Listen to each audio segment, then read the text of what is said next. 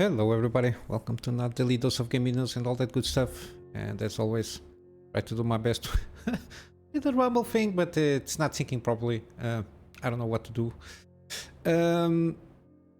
But I publish also on my blogger thing there and also on Patreon for extra support. I don't know, maybe the extra support will also do for, because I'm very interested in continuing with Rumble. I don't know, to buy their like premium tier, so I have like, I think you have like unlimited downloads similar to YouTube, but it's a paid thing. I don't know, it's always a little bit weird. But yeah, and later, yeah, we got the Evil Within 2 episode coming out after this video is published a little bit later. Yeah, not much happening, but some interesting things here and there. Supposedly NVIDIA is rumored to be preparing the 4080 and 47 super GPUs.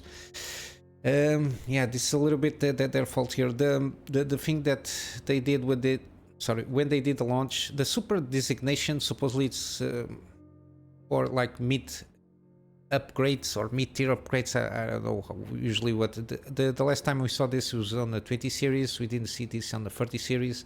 They stuck with the normal designation, then the TI or the TI, depending how you want to pronounce it. But the fact that they butchered their launch on the 40 series, mainly with the 4070 Ti already, because it supposedly was the 4080 12 gigabytes or whatever they wanted to call it at the time. And afterwards they continue with the butchering with the 4060 Ti, mainly because of how it scales the chips by itself. It's a mess now. They have, I suppose, with this mid-tier, it's only going to confuse, but because supposedly we're going to have like a 47 Ti Super, which is, I don't know what it is. This is just confused naming schemes. I think they mainly wanted to put like a 4080 Ti, but I don't know. I think it would be better if they put it like 4080 Ti and that's it. The 4070 Ti Super, might as well call it 4070 Super, which cannot be done because they already, supposedly, according to rumors, they already have a 4070 Super, so they have to put the Super after the Ti in this case. I don't know if they're going to do the same thing with the 4060 or 4060 or 4060 Ti, because they already have the naming scheme completely screwed up with the 16 gigabytes and the 8 gigabytes. In terms of VRAM, yeah, they just shot themselves in the foot with this launch, at least in terms of naming of scheming and how it can be compared to previous generations. But yeah, it's a little bit of a mess there. We'll see how it goes. It's just supposedly this Hongqing 2020 supposedly is a good leaker with also good information, even with previous cancellations of the super designation with the 30 series. He's been quite correct in some of them, even though there is not a lot of information that super is back on these SKUs of GPUs. I don't know. We'll see how it goes. Yeah, they will have to do a refresh because they, to a certain degree, they launched their first one basically a year ago, almost there. November. I think November it makes one year launch of at least the 4090 and I think the 4080. 4070 I think came up in December, something like that. I'm not quite sure. Again, AMD has to a certain degree has more wiggle room to see what they do here. I don't see a lot of changes in AMD. Maybe they will do more in the middle range kind of thing, because the high end I don't think they will do any kind of launch on maybe some like middle of the road launch on an SKU, maybe the 7900, but you already have 7900 XTX. I don't know what they can put there, maybe 7950, something like that. That might squeeze, like, I don't know, 5 to 10% more performance out of that chip. I don't know.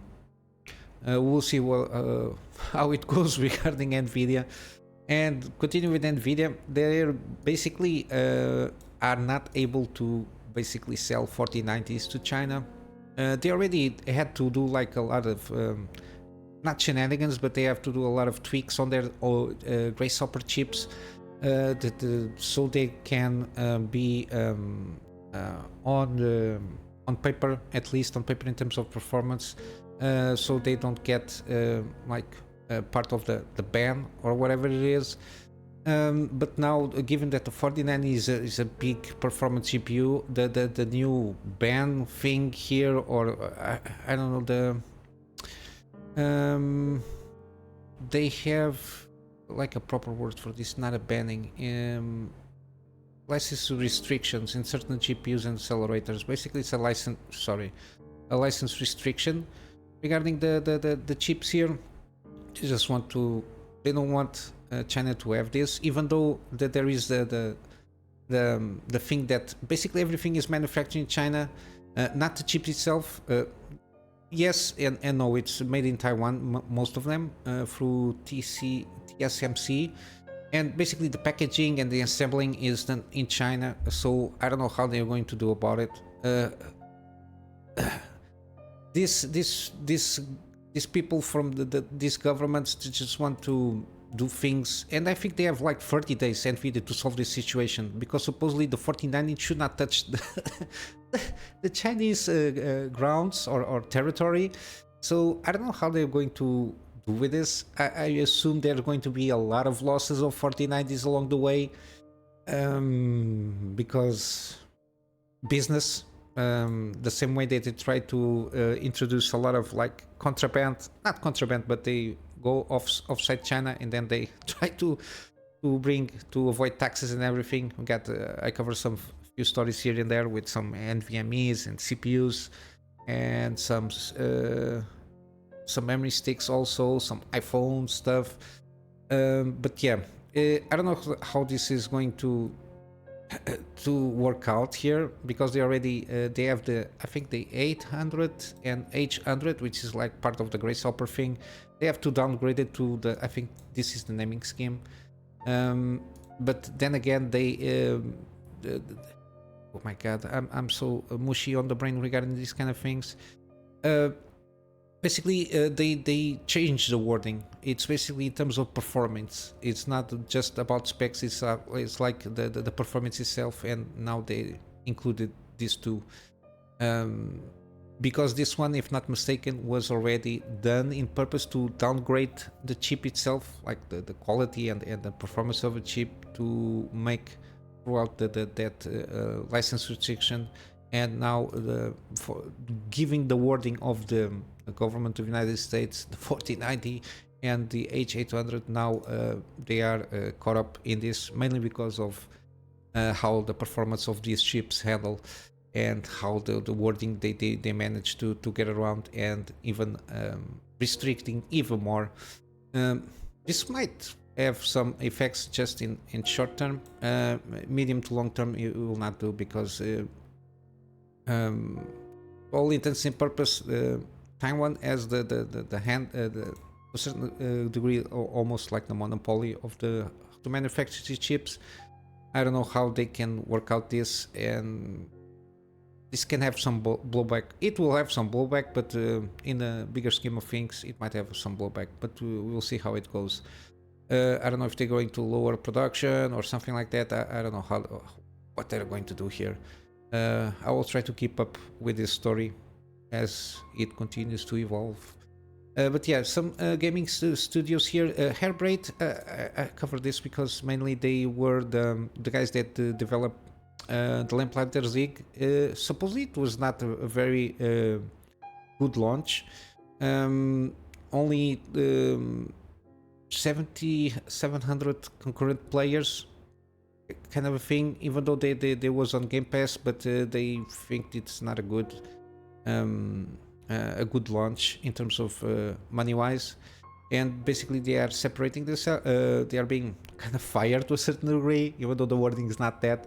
Harebrained Schemes, which is the developer, and Paradox, which is the publisher. I didn't know this, or if I didn't know, I completely forgot. Harebrained Schemes is known for Shadowrun trilogy. I played these games like a lot of time ago, which is kind of a CRPG, kind of interesting how they go, and BattleTech. Usually when BattleTech is on sale, I usually uh, mention this one. But yeah, the Harebrained schemes, sorry, is the ones that developed these games. Um, yeah, Paradox acquired them mainly because of the success of BattleTech. I don't know. I think there was a lot of not very good publicity before the launch. I think they were counting on Game Pass stuff. I don't know. But yeah, we didn't see. I didn't see. Even though I'm very interested in the game, I didn't see a lot of publicity like pre-launch on the game to gain some. Or maybe the launch window was not the best because like 2-3 weeks ago we got some. Again, this year has been very competitive in terms of game launches. Even like Alan Wake 2, they delayed a little bit because October is very busy in terms of launches, and they wanted to avoid like competition with other big names. So even them, that everybody is waiting for this game, they just delayed, I think, around 1 month because of that. Yeah, maybe it was mainly the launch window. I really like this kind of games, and the game seems pretty good. It has some bugs here and there, as always. It's the normal thing here, but yeah, I think they will let go by the January 1st. The IP will stay with Paradox, the Lamplighters League and BattleTech IP, and basically Harebrained is just looking for a new funding, partnerships, and or investments to continue making games. We'll see how it goes. The Paradox or Harebrained, I think the Harebrained they've been discussing. They will support at least, I think, through Harebrained the support of the game until the end of the year. Then I think I don't know if they will continue to support or not Paradox, given that they are the owners of the IP. I suppose they are going to maintain at least patching up the game if needed be. Yeah, we'll see how it goes. But yeah, it's not good news here. Hopefully, Harebrained they managed to get some partners here because they were acquired by Paradox. So it's a little bit weird, this situation. But we will start to see like games that are not that don't have like good launches, especially on the first or second month. You'll see some studios being let go. But yeah, it is what it is. It's a very competitive market per se. If you don't do a good game, or if you have the mistake of not doing a good marketing campaign, yeah, it's like the movies to a certain degree. But yeah, we'll see how it goes. And lastly, this one it pertains a little bit to me, mainly because I use Twitter. You know, I will not call it this name here. It's X, Twitter. It's Twitter. Suppose they were going to start charging users $1 a year to access the most basic features such as posting. Okay, I understand that the overall vision of Elon Musk is to get rid of all the bots. But yeah, I don't think with just $1 a year you're not going to remove all the bots here. I don't know what is. I know what he's thinking, but he wants to do basically a WeChat in the medium long term. That's why he changed the name to X. There are going to be a lot of X kind of things here, and I think that the baseline is the X as Twitter as a microblogging, and then we'll start adding features here, and they will call it like XPay or X whatever it is. They want to do maybe X video or something like that, just to be more competitive with other social medias. I'm not sure about this. It's still a little bit plagued with bots, but it's one of those cons that you have when you have like a free social media. Supposedly you have your users have like advertisement to use, so we can to a certain degree get some revenue out of the free users. And then we have like the premium users where I usually have more extra kind of settings and features. But yeah, I could understand if they want to charge, for example, like $1 or even like $1, okay, $4 per year to make like $1 every quarter, like to remove, I don't know, publicity, something like that. But if you're being exclusionary, and this is in the overall sense of my thought, if you're being exclusionary by putting even just $1, because it always starts with something. It's like Netflix. It started like $5. Now it's $10, and the $10. I don't know if I don't have Netflix, but I suppose that you have now it's $10, the basic tier, and then if you want to continue to use that, you have advertisement in the middle of, or not in the middle, but after each episode or something like that. I think you have like advertisement even by paying it. It reached to a point that if you don't cut your costs, even though my thought is he was kind of screwed up here on the business when he bought Twitter, and now he's trying to recoup. But I don't think penalizing users that make the bulk of the user base of your platform is going to work very well. I'm still undecided. I already been on Twitter. I didn't see anything like a warning that I'm going to be charged. They want me to charge for continuing to use Twitter. I will see how it goes. I use it. It's basically the only one that I use because it's simple to use. It's very short. It's for what I do with the channel. It's more than okay. But yeah, if any changes, if I stop using Twitter, I will let know in a video or something like that. But yeah, we will see how this is going to get. And lastly, we got this open world survival horror game, Project Mist, announced on PC. Again, I'm always now a little bit one step back. It's interesting what they're trying to do here, even though open world survival horror game. It says for sure some crafting from the teaser. It's like 45 seconds. But yeah, you can give it a watch. I'm not going I'm going to wish list it myself just to follow up. But yeah, no release date, no nothing, just a teaser. I don't like these kind of things, especially after the stupid IGN ramp up the game the day before or whatever it is, and all that drama. It's going to be a nothing burger. But yeah, we'll see how this goes. I don't like very much just teasers. Just to put some. The art style is very simple, very similar to, I don't know.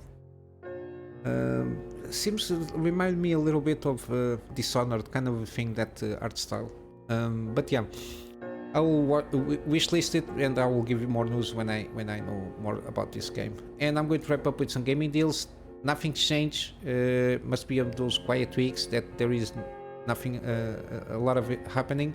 So we still have Elden Ring. Like one day after the publishing of this video, you should have like around one day 34% off. Again, my recommendation, deluxe edition, even though I don't have the game, but when I buy, I will buy the deluxe edition. Even if the